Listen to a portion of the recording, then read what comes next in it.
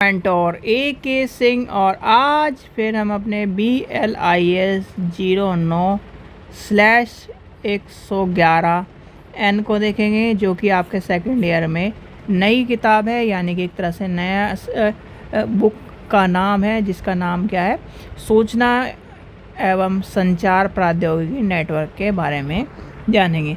तो सूचना एवं कहीं ना कहीं आपका जो सूचनाओं के बारे में, सूचना और संचार प्रौद्योगिकी के बारे में और नेटवर्क के बारे में ये चैप्टर एक तरह से या फिर एक तरह से किताब आपको देखने के लिए मिलेगी। तो इसमें कहीं ना कहीं कंप्यूटर से रिलेटेड है चीज़ें हैं जो कि आपको जाननी ज़रूरी हैं और आपका पूरा का पूरा एक पेपर बनता है। तो सबसे पहले क्या करना है, वीडियो को लाइक करना है, चैनल को सब्सक्राइब करना है, वीडियो को ज़्यादा से शेयर करना है, टेलीग्राम ग्रुप को ज्वाइन करके रखना है, जिससे इंपॉर्टेंट इन्फॉर्मेशन आपको देखने के लिए मिलती रहे।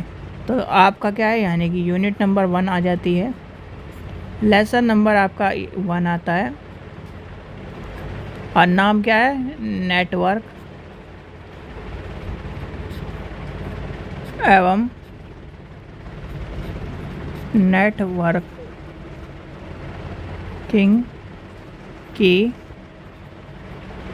अवधारणा।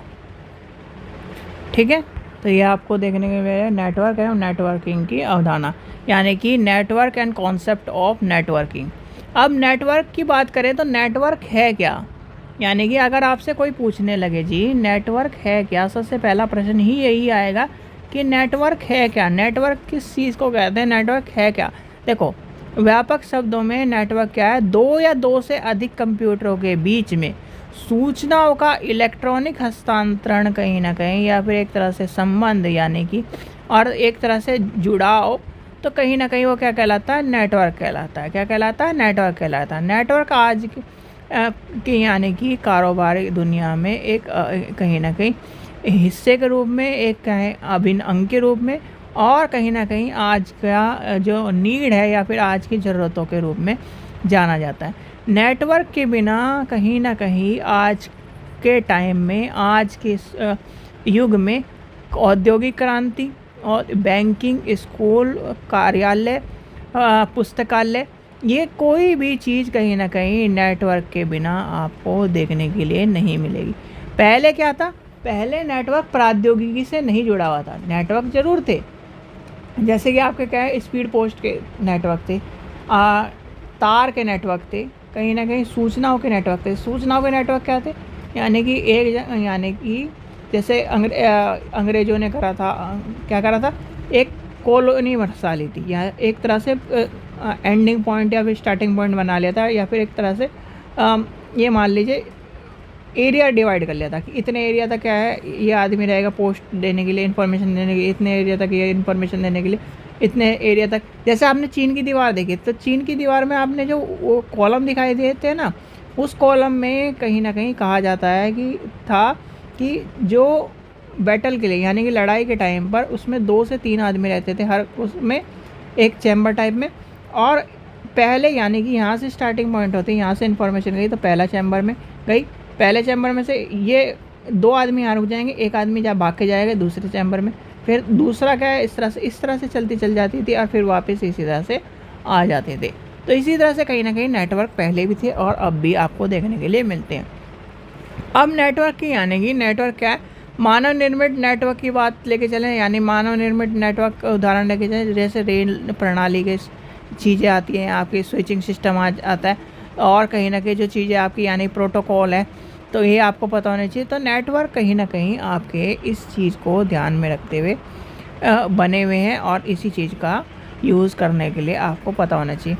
फिर आपका आ जाता है नेटवर्क, यानी कि नेटवर्क प्रतिभागिता की महत्वपूर्ण बातें क्या हैं।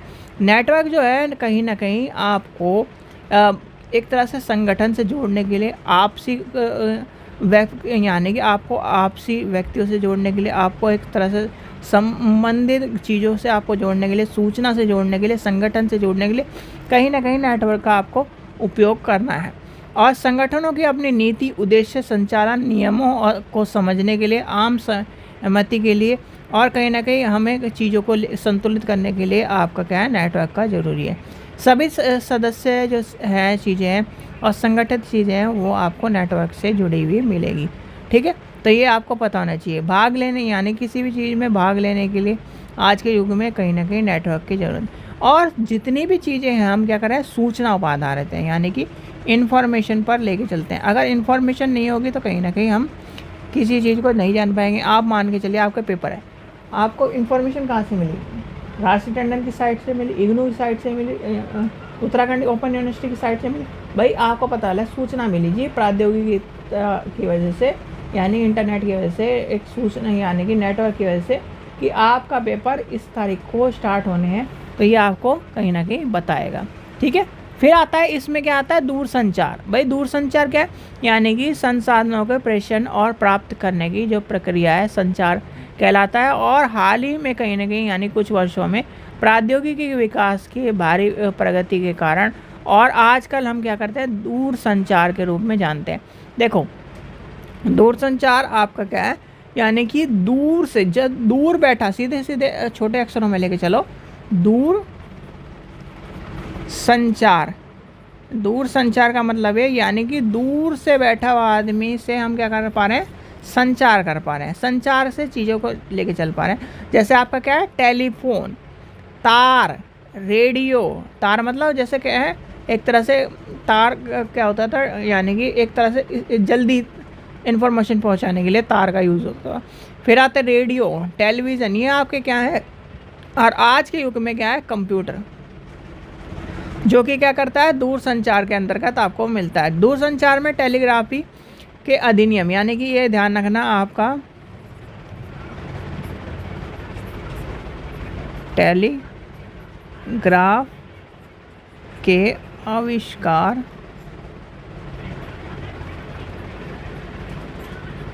के साथ 84 यानी 1844 में शुरुआत हुई और 5 वर्ष यानी कि 5 वर्ष के बाद अन्य यानी कि मुख्य विकसित जो चीज़ें हैं वो आपको देखने के लिए मिलती है। फिर आते हैं यानी कि टेलीफोन का आविष्कार हुआ और कहीं ना कहीं सूचनाओं का एक तरह से आदान प्रदान हुआ। फिर दूरसंचार 1950-60 की अवधि में दौरान लोकप्रिय नहीं, यानी कि नहीं था, और कहीं ना कहीं ज़्यादा से ज़्यादा आपको जो चीज़ें आविष्कार मिले होंगे 2000 के बाद से ही आपके सारे आविष्कार शुरू हो गए थे, यानी कि दूरसंचार आपको देखने के लिए मिला। फिर आज के टाइम पे आज क्या कहते हो आप, MBPS, यानी कि 2 MBPS, 5G net, 6G net चाहिए हमें। तो कहीं ना कहीं एक टाइम था जिसने कहीं ना कहीं आप उस युग में जिए हो जहाँ पर 35 रुपये के रिचार्ज में, यानी कि 35 रुपये के रिचार्ज में 350 SMS मिलते थे। और 350 SMS में भी क्या है, मैसेज का यूज़ करते थे, जैसे कि कल लिखना है तो उसमें क्या करते थे, कल, ठीक है, कॉल करना है तो इस तरह लिख देते थे। तो क्या है, बहुत सारी चीज़ें जिससे कहीं ना कहीं आपके जो वर्डिंग है वो शॉर्ट हो जाए। जैसे कि आपका क्या है, मैसेज लिखना है तो MSG लिख देते थे, ठीक है। तो इस तरह से आपको कहीं ना कहीं चीज़ें आपने देखी होंगी। तो कहीं ना कहीं नेटवर्क में बहुत सारी चीज़ें आपको देखने के लिए मिली है और कहीं ना कहीं इनपुट आउटपुट सिस्टम आपको इसमें देखने के लिए मिले। नेटवर्किंग में आपको क्या है, वीडियो कॉन्फ्रेंसिंग आज के टाइम पे आप कर लेते हो। आज आप व्हाट्सएप से एक दूसरे से जुड़े हो, पर कहीं ना कहीं नेटवर्क के पुराने युग में, यानी कि जो पिछले थोड़े से कुछ दशक पहले चले, तो कहीं ना कहीं नेटवर्क में इतना सुधार नहीं था, वीडियो कॉन्फ्रेंसिंग में बहुत दिक्कत होती थी। तो ये सब चीज़ें आपकी क्या है, प्रौद्योगिकी के विकास और कहीं ना कहीं नेटवर्क के विकास से ही आपको देखने के लिए मिले हैं। और दूरसंचार का महत्व क्या है, दूरसंचार के महत्व की वजह से ही आज के टाइम पर आप हमसे क्या है, जुड़े हुए हो। आज के टाइम पर आप क्या है, अपने घर वालों से जुड़े रहते हो, कहीं ना कहीं दूर रहते हुए भी। तो ये जुड़ाव किस वजह से, जुड़ाव इसी वजह से कहीं ना कहीं प्रौद्योगिकी की वजह से, दूरसंचार की वजह से और कहीं ना कहीं इसके विकास की वजह से। ठीक है बच्चों, चलिए आशा करता हूँ आपको वीडियो पसंद आई। वीडियो पसंद आई तो लाइक करें, चैनल को सब्सक्राइब करें, वीडियो को ज़्यादा शेयर करें। और कल देखेंगे स्विचिंग प्रणाली, यानी स्विचिंग प्रणाली क्या है, स्विचिंग प्रणाली के प्रकार, ये हम देखेंगे। तो आपके आज से नई यानी कि नई बुक शुरू हो गई है और आपका धीरे धीरे सारा सिलेबस ख़त्म करना है। तो आपको क्या है, अब थोड़ा डट के चलना है। मार्च आ चुका है, मार्च तक यानी कि अप्रैल या मई, अप्रैल तक आखिरी तक आपका सारा सिलेबस ख़त्म हो जाएगा। फिर आपकी प्रिपरेशन स्टार्ट होनी है, ये आपको देख लेना है। प्लेलिस्ट आपकी बन जाएगी, आज या कल में आपको प्लेलिस्ट पे इसके मिल जाएगी। ठीक है, चलिए आशा करता हूँ आपको वीडियो पसंद आए। वीडियो पसंद आए तो लाइक करें, चैनल को सब्सक्राइब करें, वीडियो को ज़्यादा से शेयर करें। Thank you.